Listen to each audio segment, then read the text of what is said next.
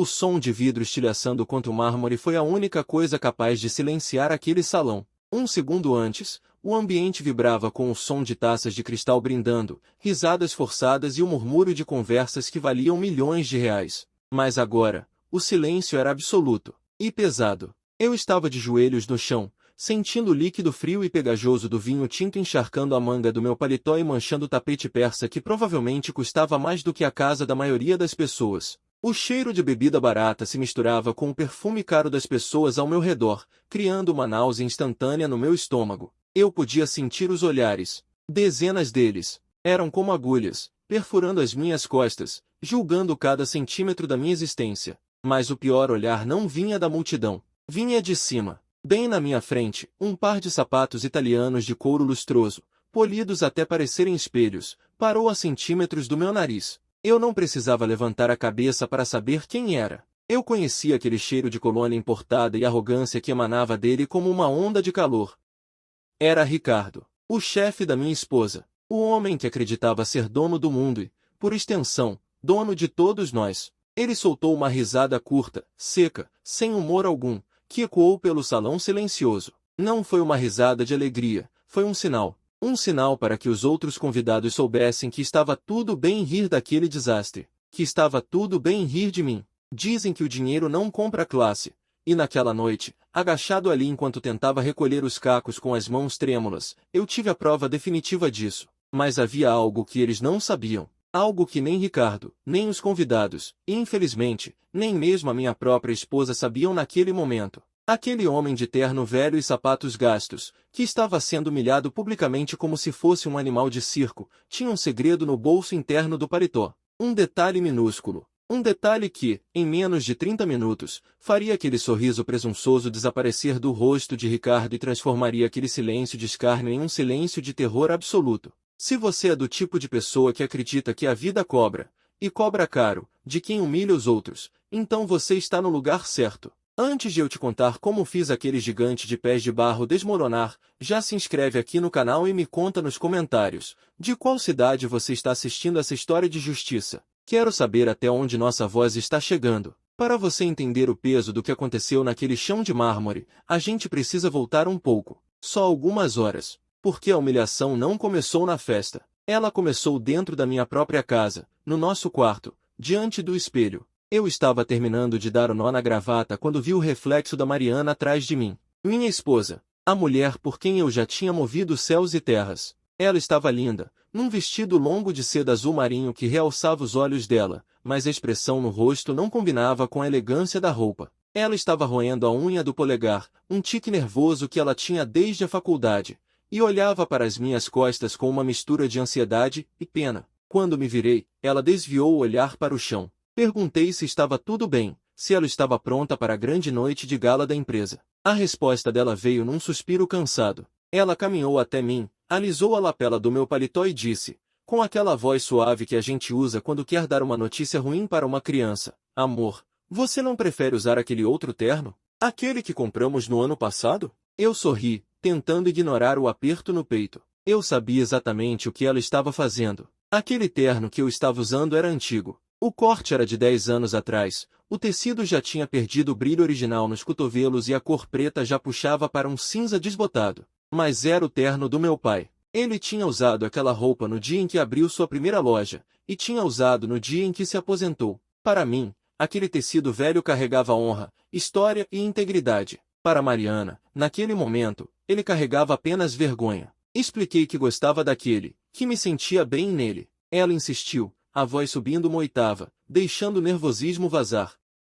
Lucas, por favor, hoje é a noite mais importante da minha carreira. O Ricardo vai anunciar o novo diretor regional. O investidor misterioso da holding vai estar lá. Tudo tem que ser perfeito. A imagem é tudo. Você sabe como eles são. Eu não quero que pensem que a gente não está no mesmo nível. Aquilo doeu. Doeu mais do que se ela tivesse me dado um tapa. A verdade nua e crua era que a minha esposa tinha vergonha de mim. Ela tinha vergonha do marido que estava desempregado há 6 meses, tentando reestruturar a carreira, enquanto ela ascendia na escada corporativa. Ela olhava para o meu terno velho e via fracasso. Eu olhava e via resiliência. Mas, por amor, engoli o orgulho. Respirei fundo, segurei as mãos dela, que estavam geladas, e disse que tudo daria certo, que eu ficaria nos bastidores, que eu seria apenas o acompanhante invisível. Ela relaxou os ombros, me deu um beijo rápido na bochecha que nem sequer estalou, e disse, obrigada por entender.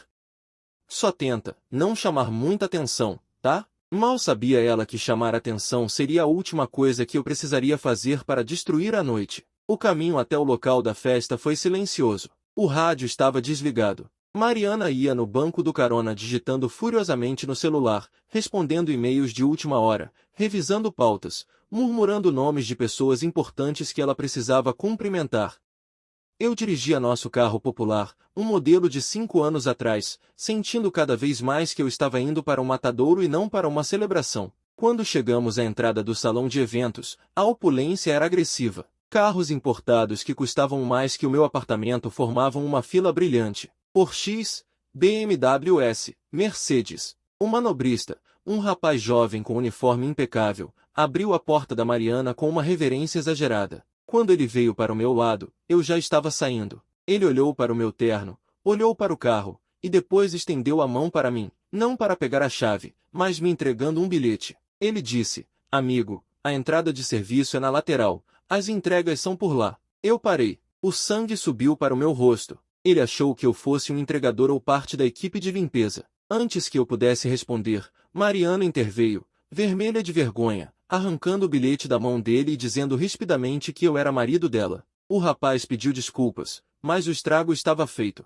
Eu vi o olhar dele. Não foi um erro honesto, foi um julgamento baseado na aparência. E aquilo foi só o aperitivo. Entramos no salão. O ar-condicionado estava tão forte que parecia que tínhamos entrado num frigorífico de luxo. Lustres de cristal gigantescos pendiam do teto como cascatas de luz. Garçons deslizavam pelo chão com bandejas de prata, servindo champanhe francês. A elite da empresa estava lá. Homens com ternos de $3.000, mulheres com joias que brilhavam tanto que chegavam a incomodar a vista. E lá estava eu, o peixe fora d'água, o marido troféu quebrado. Mariana imediatamente soltou meu braço. Foi um movimento sutil, quase imperceptível, mas eu senti. Ela viu um grupo de diretores e avançou, me deixando meio passo para trás. Era a estratégia dela, me manter perto o suficiente para não parecer que ela veio sozinha, mas longe o suficiente para não atrapalhar a imagem de executiva de sucesso. E então, nós o vimos. Ricardo. Ele estava no centro do salão, cercado por um séquito de bajuladores que riam de qualquer coisa que ele dissesse.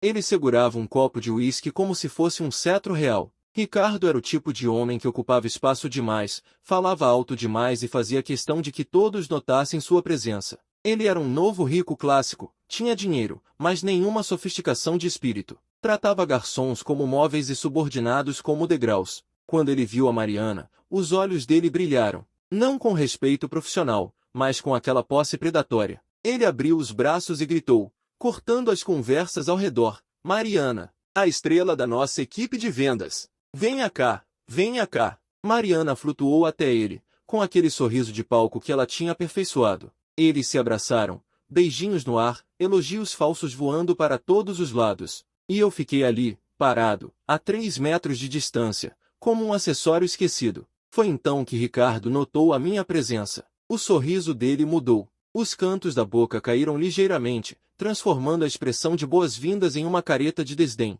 como se ele tivesse sentido um cheiro ruim. Ah, e você trouxe o Lucas, não é? Ele disse, estendendo a mão com uma lentidão insultante. Eu apertei a mão dele. A palma era úmida e o aperto frouxo, típico de quem nunca fez trabalho braçal na vida. É um prazer revê-lo, Ricardo, eu disse, mantendo a voz firme. Ele não respondeu. Ele nem sequer olhou nos meus olhos. Ele já estava olhando por cima do meu ombro, escaneando o salão em busca de alguém mais importante. Sem soltar minha mão completamente, ele se virou para Mariana e disse, num tom alto o suficiente para que a roda de conversa ouvisse, corajosa você, Mari, trazer o marido desempregado para um evento desses. Espero que ele aproveite o open bar. Ouvi dizer que a situação lá fora não está fácil para quem não tem qualificações. Algumas pessoas riram. Risadinhas abafadas, cobrindo a boca com a mão. Mariana congelou. O sorriso dela vacilou, mas ela não me defendeu. Ela apenas riu também, um som nervoso e fraco, e disse, ah, o Lucas está tirando um tempo para pensar, Ricardo. Você sabe como é. Eu senti meu estômago revirar.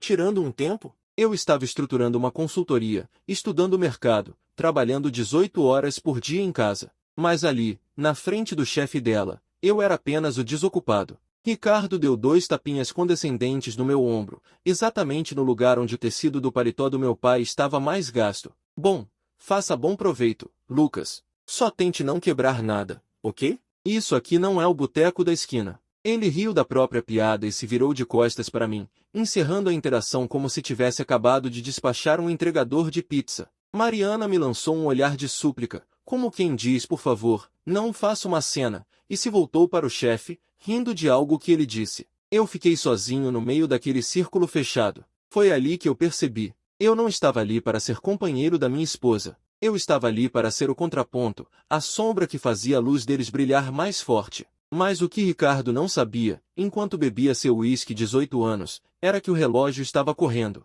e o boteco da esquina estava prestes a comprar o bar inteiro dele. Nos 15 minutos seguintes, eu me tornei invisível, não de propósito, mas porque ninguém ali se dava ao trabalho de me ver.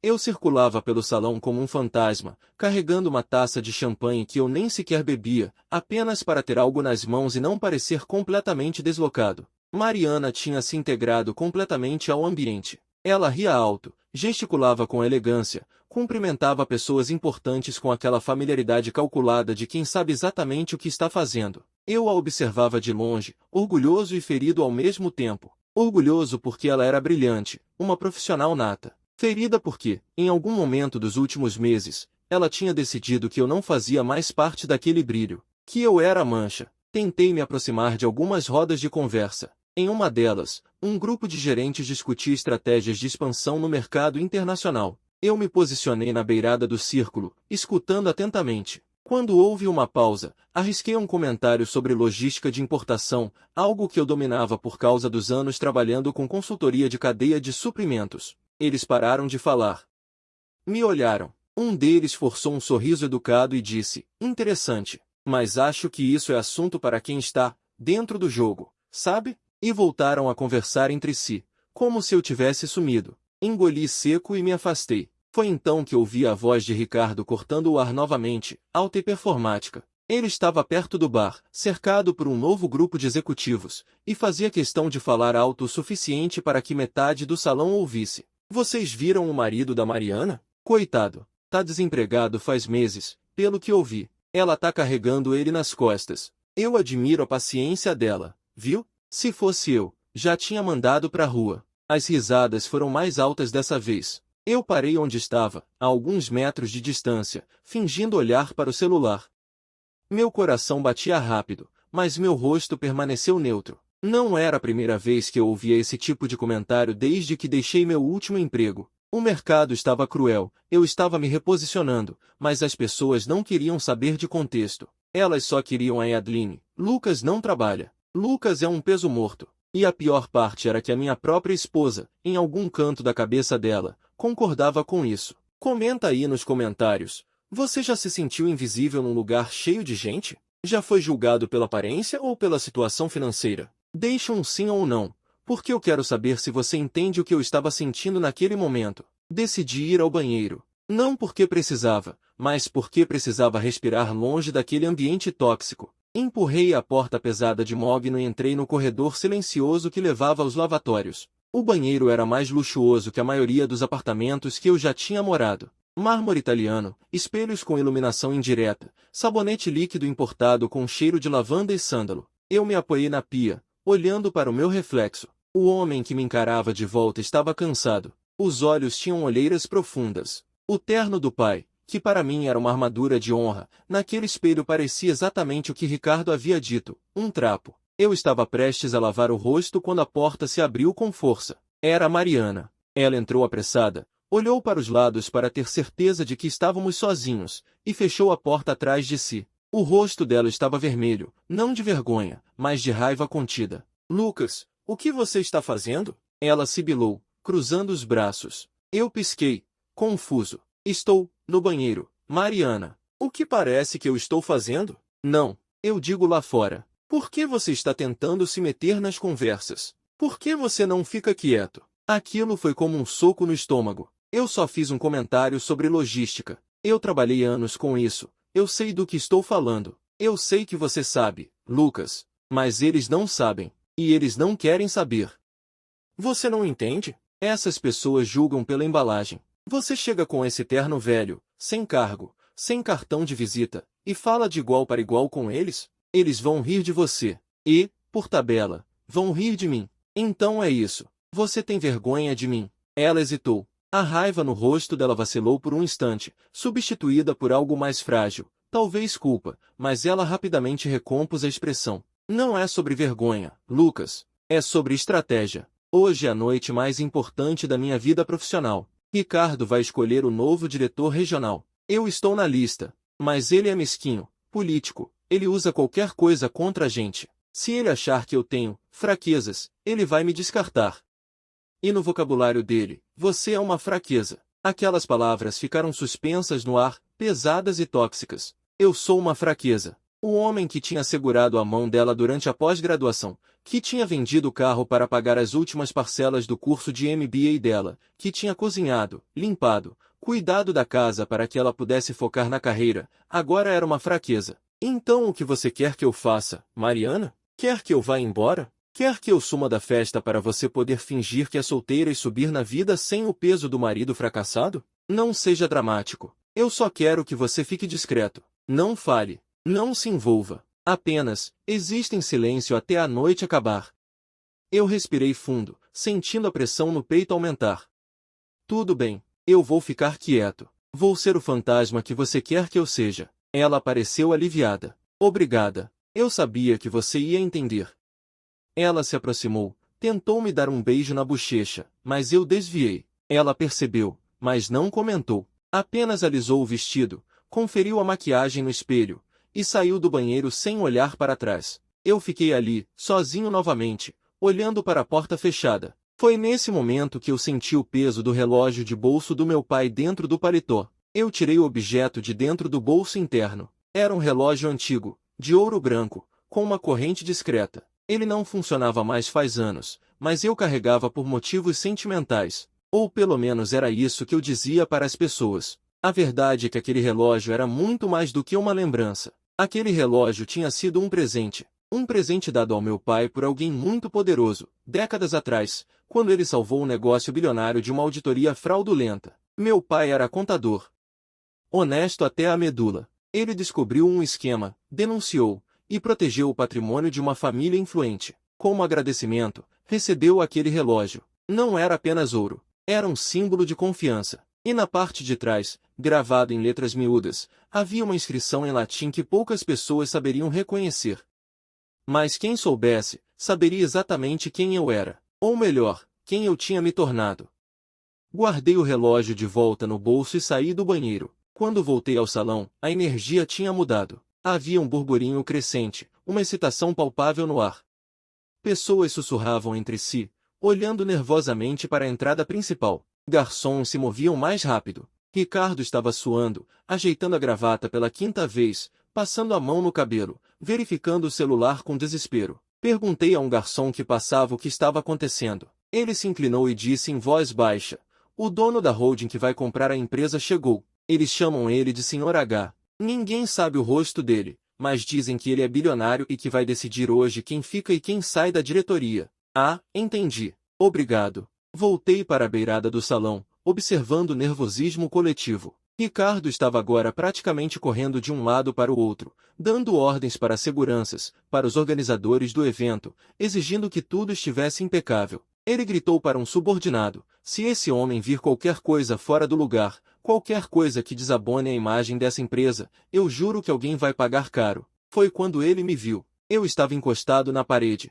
segurando a taça vazia de champanhe, observando tudo. O olhar dele mudou, de pânico para fúria direcionada. Ele caminhou até mim com passos largos e pesados, como um touro prestes a atacar. Quando chegou perto, ele falou baixo, mas com veneno: "Você ainda está aqui." Eu não respondi. Apenas olhei para ele com a expressão mais neutra que consegui. "Olha, eu vou ser direto. O investidor vai chegar a qualquer momento. Esse evento precisa transpirar sucesso, elegância, poder.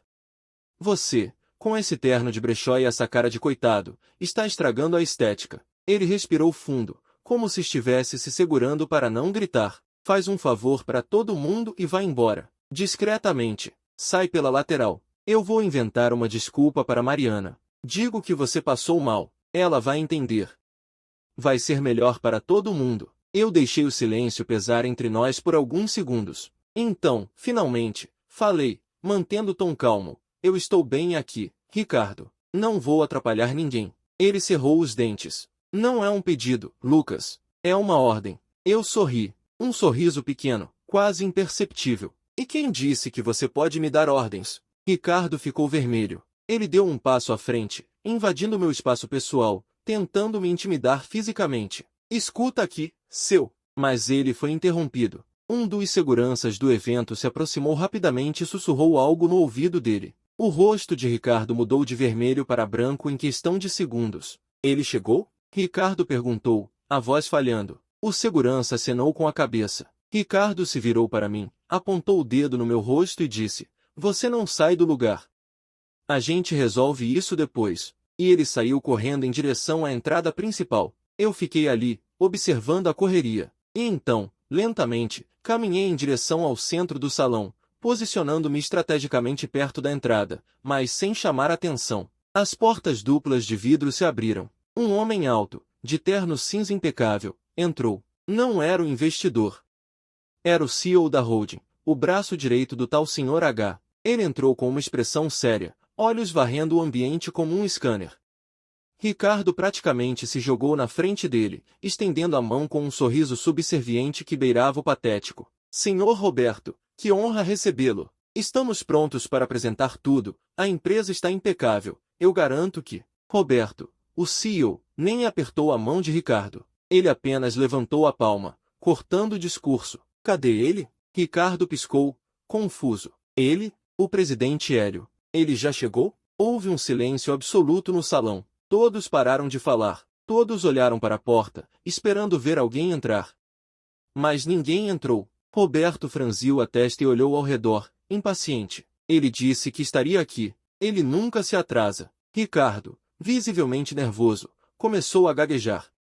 Eu não sei, senhor. Talvez ele tenha ido ao banheiro? Ou, foi quando Roberto me viu. Ele estava escaneando o salão e seus olhos pousaram em mim. Eu estava a 3 metros de distância, parado, com a taça vazia na mão e a mancha de vinho ainda visível no paletó. Nossos olhares se encontraram. E então, algo inesperado aconteceu. Roberto sorriu. Ele caminhou diretamente até mim, ignorando completamente Ricardo, que ficou para trás com a boca entreaberta. Quando Roberto parou na minha frente, ele fez uma leve reverência, algo sutil mas inegavelmente respeitoso, e disse em voz alta, para que todos ouvissem, desculpe o atraso, presidente Hélio. O trânsito estava impossível. O salão inteiro congelou. Silêncio absoluto. Você podia ouvir o zumbido do ar-condicionado. As pessoas pararam de respirar.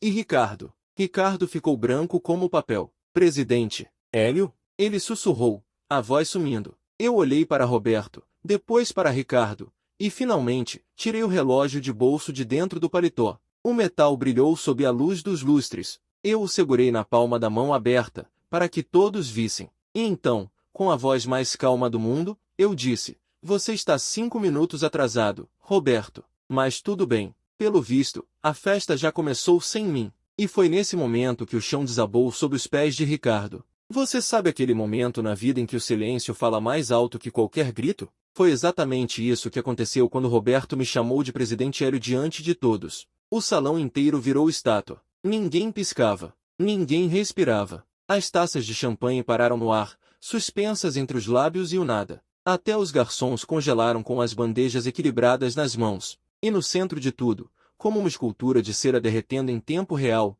estava Ricardo. O homem que, 5 minutos atrás, mandava e desmandava como se fosse dono do mundo. Agora ele parecia uma criança flagrada roubando dinheiro da carteira da mãe. A boca dele abriu e fechou 3 vezes, mas nenhum som saiu. Apenas um ruído rouco, ininteligível, como se a própria garganta tivesse entrado em pane. Os olhos dele se moviam frenéticos entre mim, Roberto, o relógio na minha mão e os rostos chocados das pessoas ao redor. Ele estava tentando processar o impossível, tentando reorganizar a realidade que tinha desabado na cabeça dele como um prédio implodindo. Eu não disse nada de imediato. Apenas guardei o relógio de volta no bolso interno do paletó velho do meu pai e ajeitei a gravata com calma, tomando todo o tempo do mundo. Porque agora, naquele salão, o tempo era meu. Roberto deu um passo para o lado, me dando espaço, e fez um gesto respeitoso com a mão, indicando o centro do salão. Como se dissesse, o palco é seu. Eu caminhei devagar, sentindo o tecido manchado de vinho roçar contra a pele, os sapatos gastos fazendo um som discreto contra o mármore. Cada passo parecia ecoar como um tambor de guerra. As pessoas se afastavam instintivamente, abrindo o caminho, como o mar se abrindo para Moisés. Mariana estava a poucos metros de distância. Nossos olhos se encontraram. O rosto dela estava pálido. As mãos tremiam segurando a bolsa de festa. Ela tinha a expressão de alguém que acabou de ver um fantasma. Ou pior, alguém que acabou de perceber que nunca conheceu realmente a pessoa com quem casou. Eu parei diante de Ricardo. Ele estava suando frio. Gotas escorriam pela testa, manchando a gola engomada da camisa italiana. Ele abriu a boca novamente, tentou falar, mas a voz saiu trêmula, quebrada. Senhor, eu não sabia, não tinha como, ninguém me disse. Eu ergui a mão, cortando o discurso dele com um gesto simples, quase gentil. Não precisa, Ricardo. Eu sei exatamente o que você não sabia. Olhei ao redor, para o salão repleto de executivos, diretores, gerentes, todos os rostos importantes da empresa que Ricardo comandava como um pequeno tirano. E então, com a voz calma mais alta o suficiente para que todos ouvissem cada palavra, eu comecei a falar. Meu nome completo é Lucas Hélio Andrade, mas no mundo corporativo, nos contratos, nas holdings, eu uso apenas o nome do meio. Hélio. É mais discreto, menos chamativo, permite que eu circule sem alarde. Fiz uma pausa, deixando a informação afundar como chumbo na água. Faz 6 meses que eu saí do meu último cargo executivo. Não porque fui demitido, não porque falhei, mas porque decidi reestruturar a forma como invisto e gerencio negócios. Decidi trabalhar nos bastidores, observar, analisar e, quando necessário, intervir. Apontei discretamente para Roberto, que permanecia ao meu lado como um soldado em posição de sentido. Roberto aqui é o CEO da Holdcorp, a empresa que está finalizando a aquisição desta companhia. E eu sou o acionista majoritário da Holdcorp. Ou seja, tecnicamente, eu sou o dono de tudo isso agora. O som coletivo de pessoas engolindo seco foi quase cômico. Virei-me novamente para Ricardo, que agora parecia estar prestes a desmaiar. Suas pernas tremiam visivelmente. Durante todo esse processo de aquisição, eu disse que faria uma visita surpresa, não anunciada, sem avisos. Eu queria ver como as coisas funcionam aqui quando ninguém está de olho. Ver como os líderes tratam seus subordinados, como tratam desconhecidos, como tratam pessoas que eles julgam estar abaixo deles. Fiz uma pausa dramática, olhando diretamente nos olhos de Ricardo. E devo dizer, Ricardo, que você passou no teste, com um louvor, mas não da forma que você gostaria. O silêncio era ensurdecedor. Ricardo, você me tratou como lixo, me humilhou publicamente, derramou vinho no meu paletó de propósito, me chamou de peso morto, sugeriu que eu saísse pela porta dos fundos para não estragar a estética do seu evento. Tudo isso porque você julgou que um homem de terno velho não merecia respeito. Cada palavra era uma martelada. Ricardo começou a balançar a cabeça, desesperado, as mãos se erguendo em súplica. Senhor Hélio, por favor, eu imploro, eu não sabia, foi um mal-entendido, eu nunca. Eu o cortei novamente, dessa vez com mais firmeza. Não foi um mal-entendido, Ricardo. Foi quem você realmente é. E sabe o que é pior? Não é nem o que você fez comigo. É o que isso revela sobre como você trata todo mundo que você acha que não pode te prejudicar. Virei-me para a multidão, ampliando minha fala. Quantas vezes vocês acham que ele tratou um estagiário assim? Quantas vezes humilhou um assistente? Quantas vezes pisou em alguém só porque podia? A resposta estava nos rostos das pessoas. Alguns desviavam o olhar, envergonhados. Outros acenavam discretamente, confirmando. Ricardo tinha uma reputação, e ela não era boa. Olhei para Roberto e disse, alto e claro, a aquisição está mantida. Mas Ricardo não faz mais parte do quadro diretivo. Ele está demitido, efetivo imediatamente. E não quero apenas a demissão formal. Quero que ele saia daqui da mesma forma que sugeriu que eu saísse. Discretamente, pela lateral, sem despedidas. O rosto de Ricardo desabou. As pernas cederam. Ele caiu de joelhos no chão de mármore, na mesma posição em que eu tinha estado minutos antes recolhendo os cacos de vidro. Senhor Hélio, por favor, eu tenho família. Contas a pagar, eu posso mudar. Prometo que... 2 seguranças se aproximaram. Os mesmos que Ricardo tinha mandado me escoltar para fora. Agora eles colocavam as mãos nos ombros dele. Roberto fez um gesto seco e os seguranças ergueram Ricardo do chão, começando a escoltá-lo em direção à saída lateral. Enquanto ele era arrastado, ainda gritando súplicas desesperadas que ecoavam pelo salão, eu me virei para o público e disse, com um tom mais suave mas carregado de significado, lembrem-se sempre, caráter não tem preço, e arrogância tem. O salão explodiu, não em aplausos, isso seria inapropriado, mas em murmúrios frenéticos, conversas sussurradas, olhares de choque e reconhecimento. As pessoas começaram a se mover, a se reagrupar, tentando processar o que tinham acabado de testemunhar. Foi quando eu senti alguém se aproximar por trás. Mariana. Eu a reconheci pelo perfume antes mesmo de virar.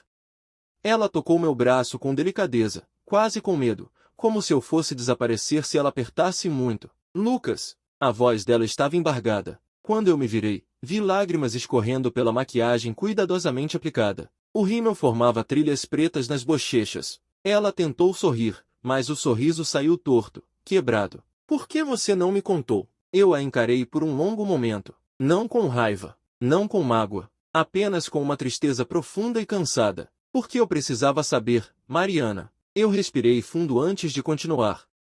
Precisava saber se você me amava por quem eu sou, ou pelo que eu posso oferecer.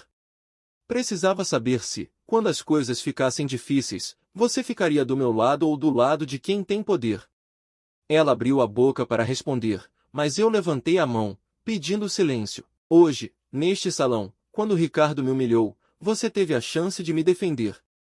Você teve a chance de dizer que eu valia mais do que o terno que eu estava usando. Mas você não fez isso. Você pediu que eu ficasse quieto, que eu não atrapalhasse, que eu existisse em silêncio. As lágrimas dela caíam mais rápido agora. Lucas, eu estava com medo, eu precisava daquela promoção, eu não sabia. Eu sei, você não sabia que eu era o presidente da holding. Mas essa é justamente a questão, Mariana. Você só está aqui agora, chorando e pedindo desculpas, porque descobriu quem eu sou. Se eu fosse realmente apenas o marido desempregado, o peso morto que Ricardo disse que eu era, você estaria aqui agora? Ela não respondeu. Não precisava. A resposta estava no silêncio dela, na forma como ela desviava o olhar, incapaz de encarar a verdade. Mariana, eu te amei. Te amo ainda. Mas amor sem respeito não é amor. É dependência. É conveniência. E eu mereço mais do que isso. Dei um passo para trás, criando distância física e emocional. Você vai ter sua promoção. Roberto já recebeu instruções minhas para que você assuma a diretoria regional. Você é competente, brilhante, e merece o cargo. Mas entre nós, acho que precisamos de um tempo. Ela soluçou, levando a mão à boca, tentando conter o choro. Lucas, por favor, a gente pode conversar, eu posso explicar.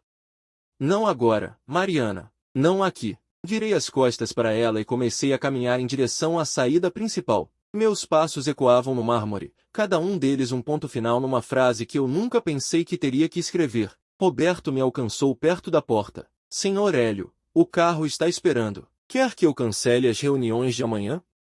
Você deve estar exausto. Eu sorri, cansado. Não, Roberto. Mantém tudo. A vida continua. Ele acenou, respeitoso, e se afastou para dar ordens à equipe. Antes de sair, olhei para trás uma última vez. O salão que, no início da noite, parecia um campo de batalha onde eu era o alvo, agora parecia pequeno, insignificante. Mariana estava parada no mesmo lugar, sozinha, cercada de pessoas mas completamente isolada. Ricardo tinha sumido pela saída lateral, carregando apenas a vergonha e as consequências das próprias escolhas. E eu estava livre. Livre do julgamento. Livre da humilhação. Mas, estranhamente, não me sentia vitorioso. Me sentia vazio. Porque justiça foi feita, mas o preço tinha sido alto demais. Saí pela porta principal, e o ar frio da noite bateu no meu rosto como um tapa revigorante. O motorista abriu a porta do carro executivo. Eu entrei, afundei no banco de couro macio, e finalmente, pela primeira vez em horas, respirei fundo. Sozinho, em paz, e livre. Se você chegou até aqui nessa história, deixa seu like agora. E me conta nos comentários, você acha que o Lucas exagerou na vingança ou fez exatamente o que tinha que ser feito? Quero saber sua opinião sincera. O carro deslizava pelas ruas iluminadas da cidade enquanto eu observava as luzes passarem pela janela como estrelas cadentes em câmera lenta. O banco de couro estava confortável demais. O silêncio dentro do veículo era quase opressivo, quebrado apenas pelo som suave do motor e pelo ocasional ruído do trânsito lá fora. Eu deveria estar me sentindo triunfante, vitorioso. Afinal, tinha acabado de expor um tirano, protegido minha dignidade e provado meu valor para todos que duvidaram de mim. Mas a sensação que dominava meu peito não era de vitória, era de perda. Porque no processo de provar quem eu era, descobri quem as pessoas ao meu redor realmente eram. E essa descoberta doía mais do que qualquer humilhação que Ricardo poderia ter me infligido. Fechei os olhos e deixei a memória me levar de volta. Não para a festa, mas para muito antes, para o dia em que conheci Mariana. Foi numa cafeteria de universidade, 8 anos atrás. Ela estava sentada sozinha, cercada de livros, roendo a ponta da caneta enquanto estudava para uma prova de contabilidade avançada. Eu passei pela mesa dela, tropeçamos os olhares, e sem pensar muito, perguntei se o lugar ao lado estava ocupado. Ela sorriu, um sorriso genuíno, caloroso, que iluminou todo o ambiente. E naquele instante, eu soube que aquela mulher mudaria minha vida. E mudou, mas não da forma que imaginei. Nós construímos tudo juntos. Eu terminei minha graduação, ela a dela. Eu comecei a trabalhar numa consultoria pequena, ela numa empresa de médio porte. Nos casamos num casamento simples, com amigos próximos e família. Não tínhamos dinheiro sobrando, mas tínhamos um ao outro. Ou pelo menos eu achava que tinha. Eu lembro do dia em que recebi minha primeira grande promoção. Fui promovido a diretor de operações da consultoria. Mariana organizou uma festa surpresa. Convidou todo mundo. Fez questão de contar para os amigos, para os colegas dela, para a família, o quanto estava orgulhosa de mim. Naquela época, meu sucesso era o nosso sucesso. Minha vitória era a nossa vitória. Mas as coisas mudaram. Aos poucos, imperceptivelmente no começo, Mariana começou a subir rápido na carreira. Ela era talentosa, ambiciosa, determinada. E eu sempre estive ao lado dela, apoiando cada passo. Quando ela precisou fazer um MBA caro e não tinha como pagar, vendi meu carro. Quando ela precisou se mudar para outra cidade por 6 meses para um projeto importante, eu reorganizei minha vida inteira para que ela pudesse ir sem preocupações. E quando ela finalmente chegou ao nível de gerente sênior, ganhando mais do que eu, fiquei genuinamente feliz por ela. Mas algo mudou no olhar dela. Sutil, quase invisível, mas estava lá. Ela começou a me apresentar de forma diferente. Antes, era esse é o Lucas, meu marido. Depois, passou a ser esse é o Lucas. Sem qualificações, sem orgulho na voz, apenas um nome, como se eu fosse um acessório opcional. E quando eu perdi meu emprego, 6 meses atrás, não por incompetência, mas porque a empresa foi vendida e houve uma reestruturação massiva, a mudança no olhar dela se transformou em abismo. Ela não disse diretamente, nunca disse, mas eu sentia. Sentia na forma como ela evitava falar sobre mim nas reuniões sociais. Sentia na forma como ela suspirava quando eu mencionava que ainda estava procurando a oportunidade certa. Sentia na forma como ela começou a pagar todas as contas sozinha e, em vez de ser um gesto de parceria, parecia um lembrete constante de que eu tinha me tornado um fardo. O que ela não sabia, porque eu nunca contei, era que aquele período de desemprego era proposital, estratégico. Eu tinha sido sondado pela Holdcorp para assumir uma posição de investidor majoritário. Era uma oportunidade gigantesca, mas exigia discrição absoluta, reestruturação financeira pessoal e 6 meses de transição silenciosa. Eu assinei contratos de confidencialidade. Não podia contar para ninguém, nem para Mariana. E foi justamente nesse silêncio que descobri a verdade sobre o nosso casamento. Abri os olhos novamente, voltando ao presente. O carro estava parando num sinal vermelho. Peguei o celular no bolso e olhei a tela. 3 mensagens de Mariana. Não abri. Não ainda. Sabia o que elas diriam. Pedidos de desculpa. Promessas de mudança. Súplicas para que eu desse uma chance. Mas a questão não era sobre dar ou não uma chance. A questão era sobre confiança. E confiança, uma vez quebrada, é como o vidro. Você pode juntar os cacos, pode até colar, mas as rachaduras sempre vão estar lá. Você sempre vai ver onde quebrou. Pensei em Ricardo também. Não com raiva. Com pena. Ricardo era o tipo de homem que confundia poder com valor. Ele acreditava que sua posição o tornava superior. Que o dinheiro no banco e o cargo no cartão de visita davam a ele o direito de pisar nas pessoas. Mas poder sem caráter é uma ilusão. É um castelo de cartas esperando o menor vento para desmoronar. E eu fui o vento. A verdade é que eu poderia ter me revelado no início da festa. Poderia ter evitado toda a humilhação. Mas escolhi não fazer isso. Escolhi observar. Porque precisava ver. Precisava ver como as pessoas se comportavam quando achavam que eu não tinha nada a oferecer. E o que vi me ensinou mais sobre a natureza humana do que qualquer livro de negócios jamais poderia ensinar. As pessoas te tratam de acordo com o que acham que você pode fazer por elas. Se você parece poderoso, elas te respeitam. Se você parece fraco, elas te descartam. E essa é a parte mais triste. Porque significa que a maioria das relações humanas, especialmente no mundo corporativo, não é baseada em caráter, mas em transação. Você vale o que você pode oferecer. E no momento em que você não pode mais oferecer nada, você deixa de valer. Mas eu me recuso a viver assim. Me recuso a aceitar que o meu valor como ser humano esteja atrelado ao saldo da minha conta bancária ou ao cargo no meu currículo. Meu pai me ensinou isso. Ele era contador. Ganhava um salário modesto. Nunca foi rico, mas era respeitado. Porque tratava todo mundo, do CEO ao faxineiro, com a mesma dignidade. E quando ele morreu, o funeral estava lotado. Não de pessoas importantes, de pessoas gratas, pessoas que ele tinha ajudado, pessoas que ele tinha tratado com humanidade. Esse é o legado que eu quero deixar. Não um império financeiro, não uma pilha de contratos bilionários, mas a memória de que eu tratei as pessoas com respeito, independentemente de quem elas fossem ou do que pudessem fazer por mim. E talvez seja por isso que o momento de maior clareza naquela noite não foi quando revelei quem eu era. Foi quando vi o reflexo de quem as outras pessoas eram. O carro parou em frente ao meu prédio. O motorista desceu e abriu a porta para mim. Agradeci, saí do veículo e respirei o ar frio da noite. Olhei para cima. O prédio era simples, classe média, nada de luxuoso. Eu poderia morar em qualquer lugar agora. Poderia comprar uma cobertura, uma mansão, o que quisesse. Mas escolhi continuar ali, porque aquele lugar me lembrava de onde vim. Me lembrava que riqueza e valor são coisas completamente diferentes. Subi as escadas, abri a porta do apartamento e entrei. O silêncio me recebeu como um abraço. Tirei o paletó velho do meu pai, o mesmo que tinha sido manchado de vinho, ridicularizado e desprezado.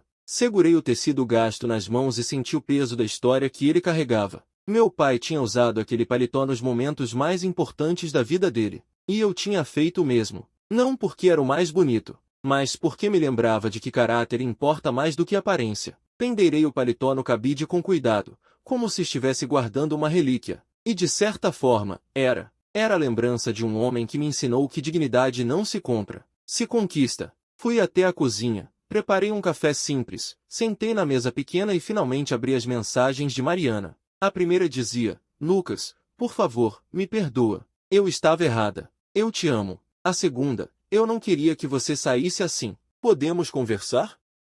Por favor.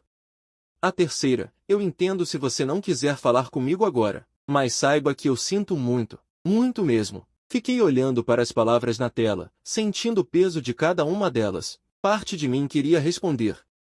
Queria dizer que tudo bem, que a gente superaria isso, que o amor era maior que os erros. Mas a parte racional, a parte que tinha acabado de ser humilhada publicamente e defendida apenas pelo próprio valor e não pela esposa, sabia que não era tão simples. Amor sem respeito é incompleto. E respeito não se recupera com desculpas. Se reconstrói com ações, com o tempo, com mudança genuína. Desliguei o celular. Não porque não me importava, mas porque precisava de espaço. Espaço para processar. Espaço para decidir se o que tínhamos ainda valia a pena lutar. Ou se era hora de aceitar que algumas histórias têm um final, mesmo que não seja o final que imaginamos. Tomei o último gole de café, agora frio, e olhei pela janela. A cidade lá fora continuava se movendo. Carros passavam, luzes piscavam, a vida seguia, e eu também seguiria, com ou sem as pessoas que escolheram me julgar pela embalagem em vez de pelo conteúdo. Porque no fim das contas, a única provação que realmente importa é a que você dá a si mesmo quando olha no espelho.